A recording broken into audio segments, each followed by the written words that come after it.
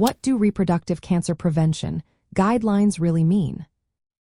Imagine a world where understanding how to protect yourself from certain cancers is straightforward and backed by science. That's what reproductive cancer prevention guidelines aim to do. These guidelines are carefully crafted recommendations based on the best available evidence to help reduce the risk of cancers like testicular cancer, cervical cancer, and other reproductive system cancers. They focus on strategies such as vaccination, lifestyle changes, and regular screening to catch problems early when they are most treatable.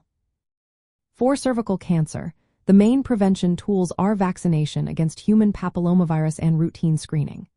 The HPV vaccine is recommended mainly before sexual activity begins, ideally in preteens, but it can be given up to age 45 after talking with a healthcare provider.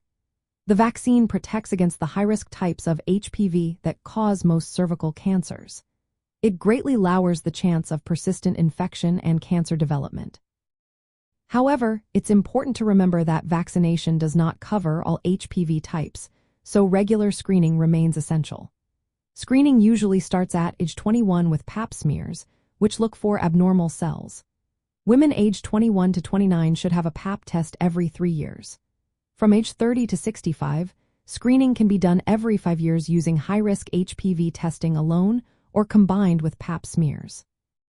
These tests help find precancerous changes early, so they can be treated before they turn into invasive cancer. Screening isn't recommended for women under 21, women over 65 who have had normal results in previous screenings, or women who have had a hysterectomy with removal of the cervix and no history of high-grade lesions. When it comes to testicular cancer and other reproductive cancers, prevention is more about awareness and early detection. Men, especially those aged 15 to 44, should know their risk factors like undescended testicles or a family history of testicular cancer. Regular self-examinations are encouraged to notice any lumps or unusual changes early. While there is no vaccine for testicular cancer, catching it early through awareness and prompt medical attention can make a big difference in outcomes. Beyond vaccination and screening, lifestyle choices play a vital role. Avoiding tobacco, maintaining a healthy weight, staying physically active, and limiting exposure to environmental or occupational carcinogens can lower overall cancer risk. These habits are part of a broader approach to health that supports cancer prevention. In essence, reproductive cancer prevention guidelines mean following proven practices that help lower your risk.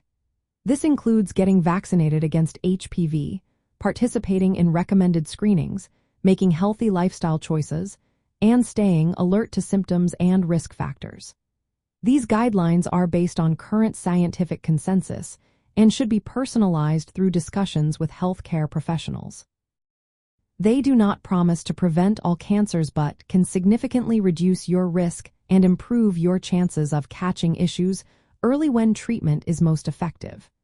Remember, staying informed and proactive about your health is the best way to support your well-being.